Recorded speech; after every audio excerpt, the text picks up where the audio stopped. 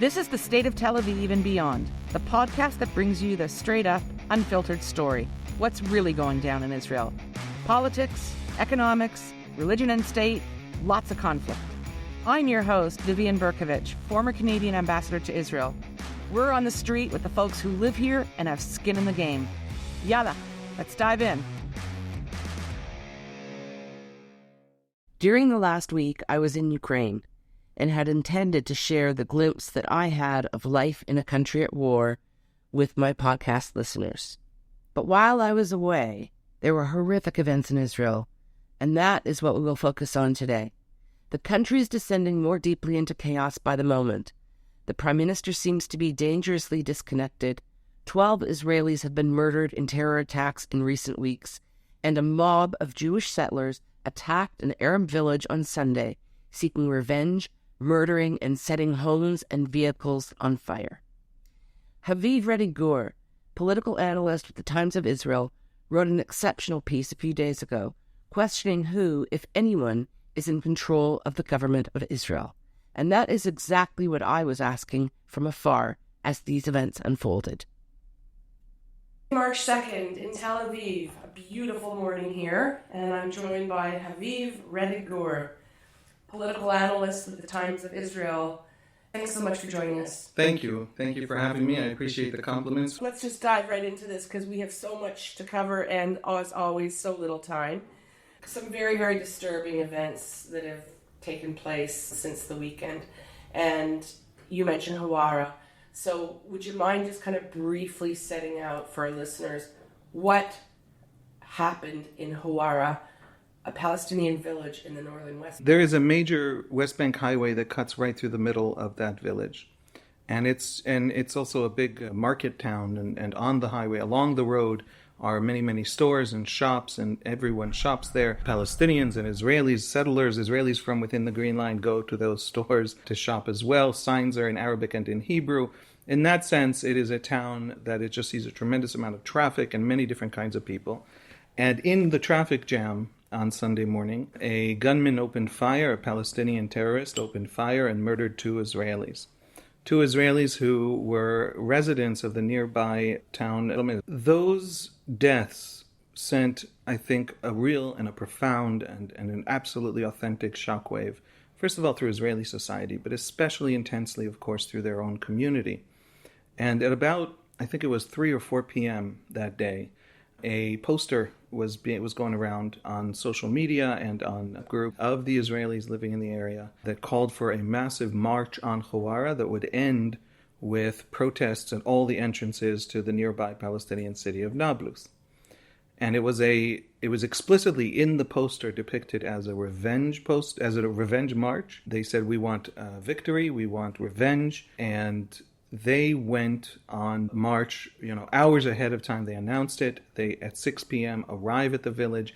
Essentially, bands of Israeli residents of Al-Bracha and some others, dozens went in. Probably a couple hundred or more were protesting around the village, generally in the area.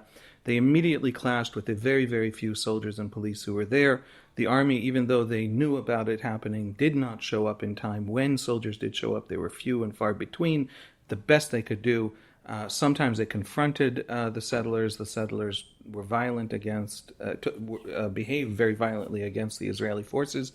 And in many places inside the village, as the Israeli mob essentially began to set cars and even buildings on fire, the soldiers were reduced to trying to rescue the Palestinians, push them out of the way of the mob, things like that. Not until 4 hours after the revenge riots had begun on Sunday evening did the public hear from anyone in government, the first being Finance Minister Bezalel Smotrich, a religious Zionist extremist who, in addition to serving as finance minister, has responsibility, we think, over civilian matters in the West Bank.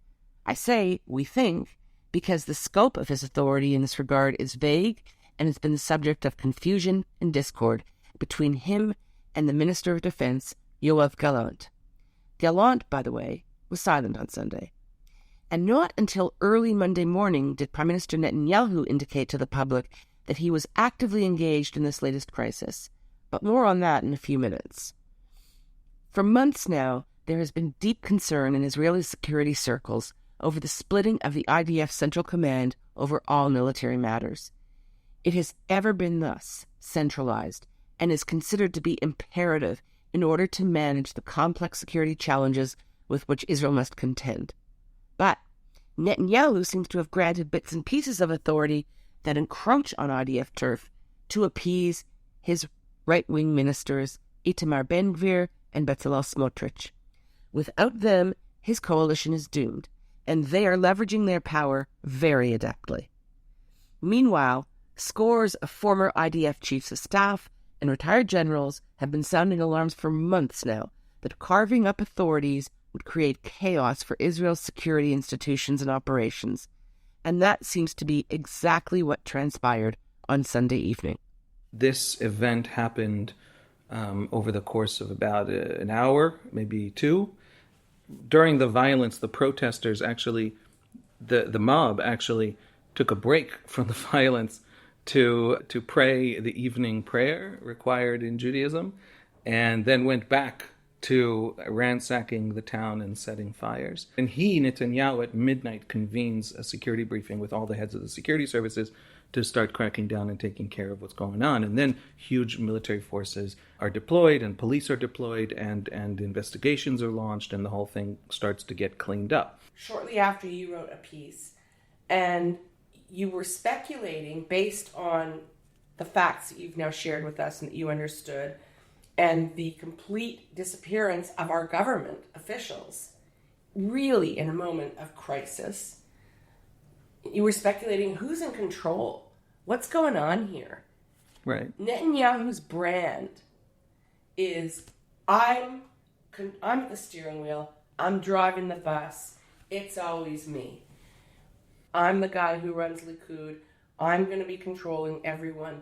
And then we had this which, by the disaster on Sunday, and who's in control? His go-to line repeatedly has been, I have two hands on the wheel. And that itself, to me, is an indictment of himself. Because what he has said to people, he won't defend Ben-Gvir. He won't defend his government from those accusations that maybe it's...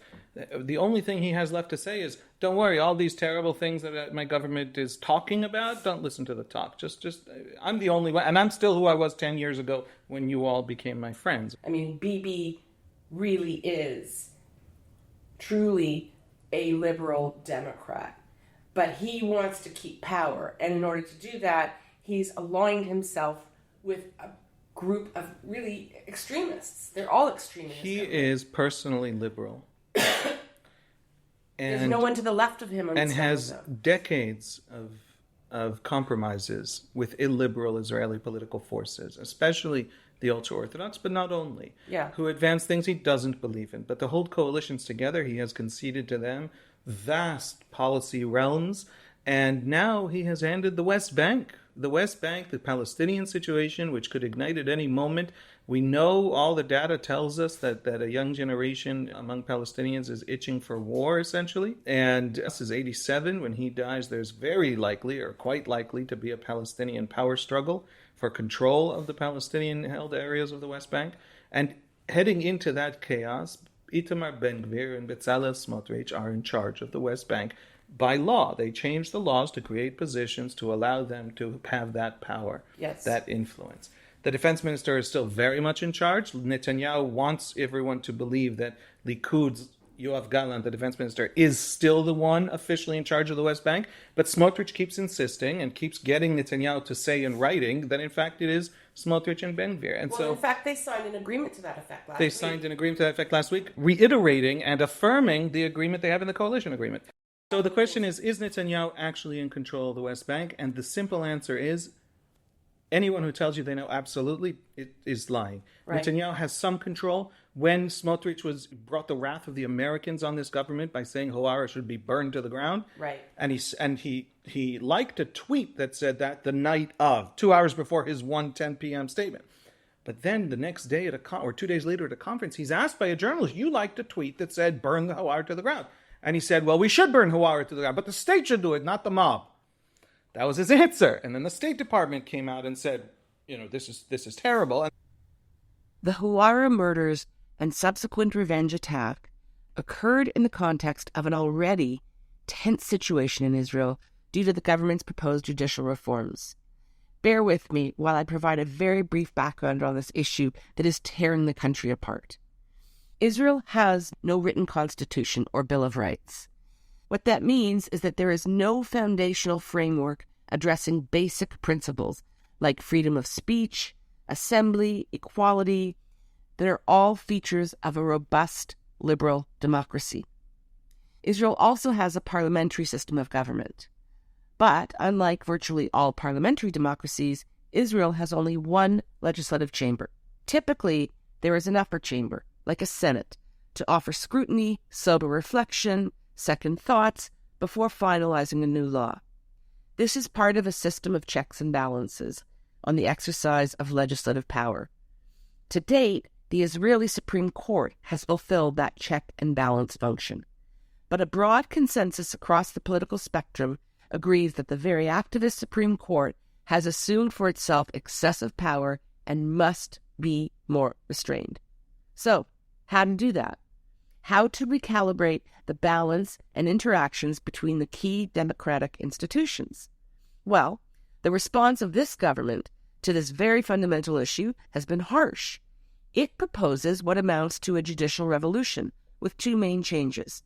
Firstly, the government would assume complete political control over judicial appointments.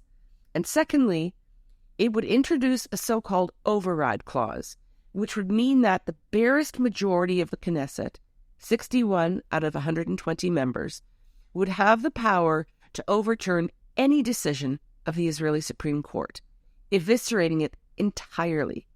It is difficult to understand what would be its continued role in Israeli democracy or what would be left of it. And this is really where the rubber hits the road. If 61 members of the Knesset can make law with no institutional checks and balances, with absolutely no oversight, well, that begins to look and sound a lot less like a liberal democracy. If 61 MKs can make any law, and they will be able to do just that under the proposed reforms, then minority rights will be threatened, among others. This is why Israel must either have some form of constitutional document or, at a minimum, a much higher threshold for triggering an override clause, say 75 or 80 out of 120 Knesset members. But Prime Minister Netanyahu and his coalition partners prefer to explain these issues as a simple matter of mathematics. There was a vote. We have a majority. End of discussion. The real reasons behind this push for such a low override threshold are even more disturbing. They have nothing to do with high-minded ideals. Quite the contrary. Among the many competing coalition demands with which Netanyahu contends are those made by Aryeh Deri, the head of the ultra-Orthodox Shas party, which commands 11 Knesset seats. Deri was recently found to be utterly unsuited to hold cabinet office by, you guessed it, the Supreme Court of Israel. Aryeh Deri has been convicted on corruption charges and served hard time. That was more than 20 years ago. Then, in February 2022, just a year ago, he pleaded guilty to reduced charges of tax evasion and received a suspended sentence. All these crimes were committed while he served as a cabinet minister. And now, Aryeh Deri is demanding that he sit as Minister of Health and Interior concurrently. In 2 years, he has negotiated with Prime Minister Netanyahu that he will become the Minister of Finance. A recidivist criminal convicted of financial crimes is to be elevated, yet again, to high office. But in order for Deri to be reinstated as a minister, the Knesset must first have the power to override Supreme Court decisions. Which brings us full circle. And that is a change to the basic law. Now, at this very moment, this government is pushing forward changes to basic laws directed at personally allowing an ex-con to sit in the cabinet against a Supreme Court ruling that that's not kosher, and therefore they want to make basic laws, immune to judicial review, while also allowing them to pass anything they want in a basic law. Okay, so they could, ridiculous scenario, but they could pass a law tomorrow under their proposed system that says we're only going to hold elections once every 10 years. And there would be no way to review, repeal, rescind that law. And that doesn't sound terribly democratic to me, and apparently there are a few Israelis who agree. So there have been a series, as we know, for 8 weeks of demonstrations in the streets every Saturday night. But yesterday, Wednesday, was a special day of demonstration. Tell us a bit about what happened. What was the demonstration called to do, and what transpired, particularly in Tel Aviv? I think to explain yesterday's demonstration, as you say, there is a sense, the country is divided about half and half. Half the country genuinely believes this is the end of democracy. The reason they believe that is both the actual substance of these reforms, and also the fact that the people pushing these reforms have refused to talk about them. Yariv Levin wouldn't give an interview for months. Until this week, he gave his first interview, and in his interview, he didn't answer any of the questions any of us had. Israelis aren't just listening to him, and he himself isn't aware of what the people around him are saying. We have his partners in the coalition, ultra-Orthodox parties, proposing all kinds of laws to massively, right now, on the books of the Knesset, going through the Knesset, massively increase the power of the religious rabbinate, of the religious courts. A Shas member of Knesset about a month ago proposed a bill to make immodest dress at the Western Wall carry a 6-year prison sentence. Now, that was something that a lot of American Jews were horrified about. American Jews tend to go to the Western Wall more than secular Israelis. But they were so horrified that Netanyahu called in the Shas member of Knesset and had this long conversation in which he said, you're embarrassing us. And then the Shas member of Knesset was shocked because that bill itself was in the coalition agreement they'd signed 2 months earlier. But he pulled the bill. But the point is that the language and the discourse around this by people who are not Yariv Levin, is conveying to that half of Israel that the moment they have all this power, they intend to use it to create essentially a kind of theocratic Kahanist state. In politics, you don't expect people to be honest. But the message being heard by the other half of Israel is that there's a war against them. And that the point and purpose, there are 2 levels here. There's a constitutional debate, and that's in one level. And the second level is the sense of war.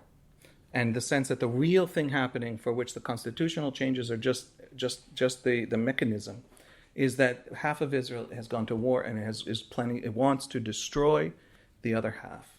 And that drives a kind of fight or flight response on the center left that we haven't seen before. And so the protests... the half of Israel that you're saying wants to destroy the Israel as we know it today would be the half that sits in the coalition government. Correct? The ultra-Orthodox parties, the religious Zionists and far right, and the Likud. Correct. Now that is a very cartoonish sort of big brushstroke thing. Many on the right are very upset about a lot of what's happening, but they won't speak. One of the things you said, No, but it's important that they don't speak. Not as yes, it's bad, but silence is complicity. In fairness, we have seen quite a few MKs leave Likud, and they've left Likud on principle, because they simply could not abide what was happening in the party in terms of conduct and policy. So, I'm a bit of an idealist. When you sit as a member of Knesset, you do have a high responsibility to the people of the country. And not just the people who voted for you, yes, to all the people of the country. So that's something, I'm not prepared to accept that level of cynicism and normalize it. I want to go back to the war metaphor, though. That basically, you were saying that we've got this, in effect, real assault, both, I think, metaphorically and literally, on half of the population who feel our country, our way of life, our democracy is under siege. And the messaging we're receiving from those in power in the coalition government isn't exactly contradicting that perception. Last night, I'm sure you watched, as I did, Benny Gantz being interviewed on television. And he made a direct plea to Prime Minister Netanyahu. And he said, we have to sit down and talk. We have to negotiate.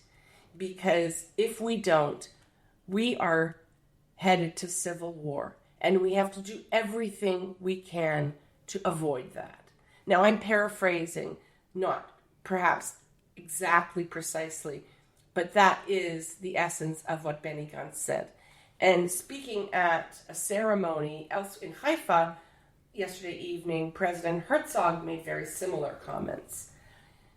I will go to the ends of the earth to hold this country together. We have to find a way to come together and to resolve this deep political constitutional crisis. But the way we're going is not the way.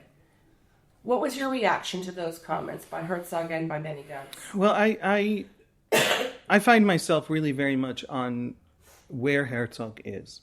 Herzog argues two things. One is exactly what you said, which is, guys, this, we're driving the country into a brick wall. We are going.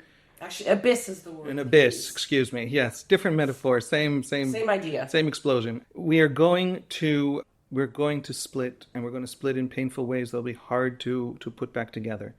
But he has another point, and that point is this country has a funny habit of building itself stronger from absolute total collapse. We will have a country that will start to suffer. It'll start to suffer terribly. The half of Israel that feels there's a war against it is also the half that produces all the tax base, that funds the other half. 50% of Haredi men refuse to participate in the workforce as an ideological choice. And they still can pay rent. And they can pay rent because Tel Aviv funds that rent. There's only so much you can go to war on Tel Aviv before you start to lose the money that you need to pay for all the... Right? So there's an imbalance here that doesn't go away. The day the reform passes, and I happen to believe that a lot of it will pass, the internal... Because Netanyahu is weak. If Haviv is right, then query whether Israel will still be considered a liberal democracy should these judicial reforms pass. When I was traveling back from Ukraine, during my journey, I learned that there was a nationwide day of disruption being organized by government opponents, with plans to block roads and highways. I had no idea what to expect, nor what had already, sadly, transpired. Yesterday in Tel Aviv, I actually landed. I arrived from Odessa. I've been in Ukraine for a week. Landed in the afternoon, and I had heard on the way that there were significant demonstrations all over the country, and nobody knew if and how we were going to be able to get home from the airport. Turns out I got in a taxi at the airport and literally flew up the Ayalon, which is the highway that bisects Tel Aviv on a north-south axis, because the police had just reopened the highway. That moment. Yeah, and it was You timed that flight. That was great. The Ayalon clears out for an American president and no one else. And me. And you. And me. I was home in no time. The taxi driver thought, wow, this is something. But all joking aside, then I went and turned on the news and I start seeing what's going on. And at one of the main intersections in Tel Aviv, the police used stun guns. They used stun grenades, and what else? There were 11 or 12 people who had to be taken to hospital with injuries. I would say like this. First of all, the protests are escalating. And the protesters declared yesterday Yom HaShibush, a disruption day. Correct. The point was to force the country to a standstill. And so they actually had gone down onto the highway and were blocking the largest main highway through the center of the, cosmopolitan economic heart of the country, right? Tel Aviv. And this was causing tremendous harm. I personally oppose blocking streets. I oppose it when the right does it, when the ultra-Orthodox does it, and for wonderful causes. When the Ethiopian activists blocked streets for absolutely correct reasons and causes, I opposed it. People in those traffic jams behind those activists could be dying in ambulances. That is not a reasonable, legitimate way to protest, in my view. The police were given this order by Ben Gvir, be tough, just like you are, right? On the ground, we could hear in megaphones, police officers, senior officers, telling the soldiers on the ground, the officers on the ground, right. Freudian slip, the officers on the ground to use violence. Literally, you can use force, go for it, were the words said in the megaphone. And police began to try to push back these protests with not just throwing stun grenades, but throwing them right at people. We have one protester who was taken to hospital and had to have surgery and by police. And then, of course, on social media, the country immediately divided half and half over who's right and who's wrong. It's the beginning of that trajectory, is the fear. And that's what led Benny Gantz to give that rather frightened call to not descend into a civil war. But if this escalates, if the day of disruption becomes the standard, if highways being blocked becomes the standard, if police violence to clear them out becomes the standard, this is not going away anytime soon. And in the political system, there is this climbing up on ladders. Everyone is now up a tree and unable to come back down because everyone has to satisfy the base. No one wants to look like on the left. They can't come to a compromise because they've been for 6 weeks oppressed. And they had a big debate about the tyranny of the majority, and the entire system is built to prevent tyranny of the majority.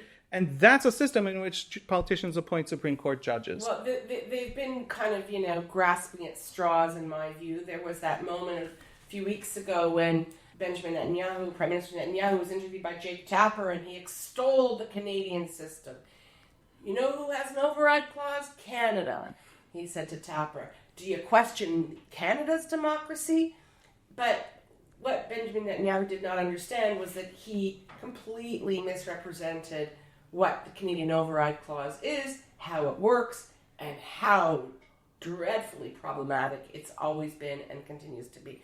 So they're cherry picking from democracies here and democracies there to try to make their point. Right, but Herzog's point is stop cherry picking. One tiny piece, 10% of your reform is similar to 10% of Finland's system. 10% of your reform is similar to 10% of Canada's system.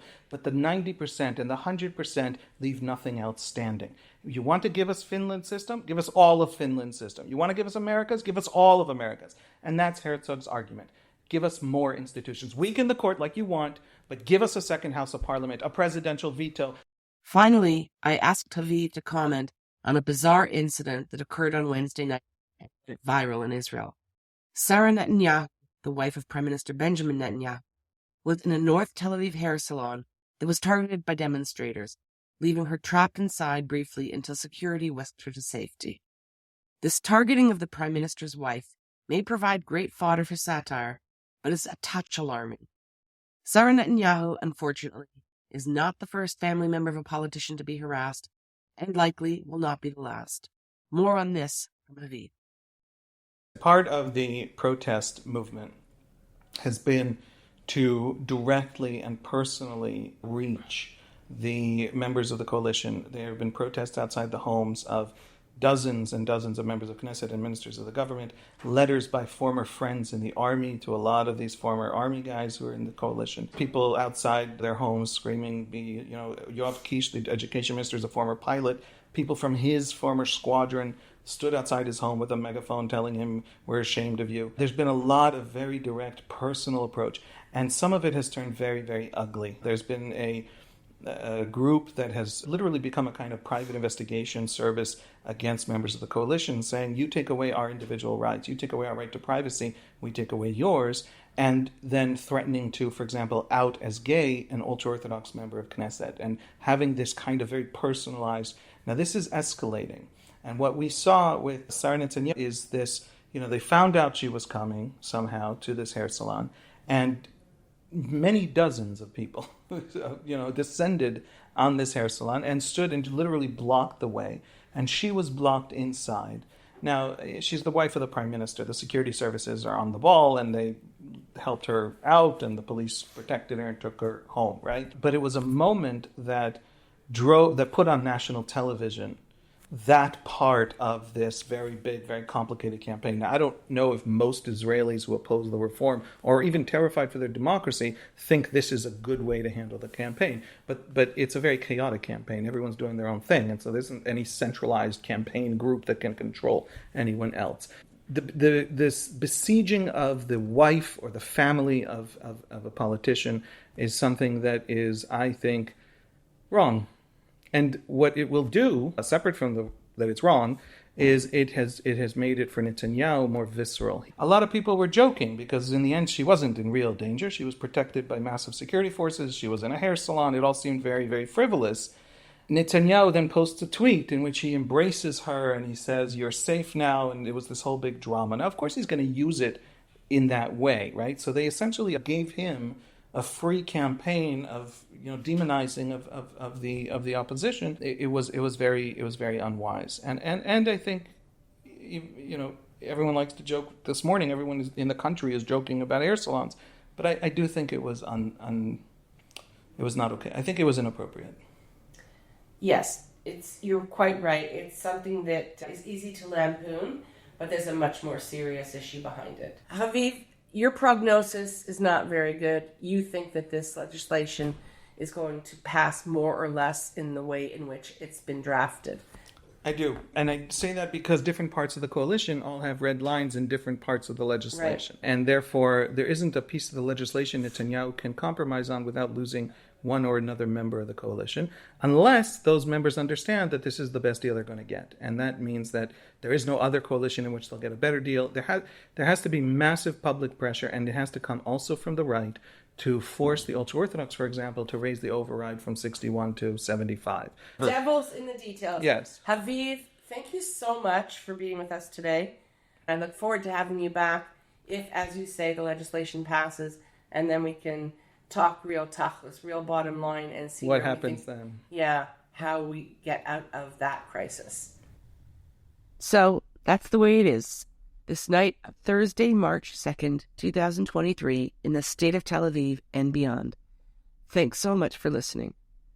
Like us, follow us, tell your friends and family about this podcast. We'll be back in a few days with some fascinating dispatches from my recent trip to Ukraine. Until then, have a great weekend, stay cool, be well. Vivian Bercovici, signing off from the state of Tel Aviv.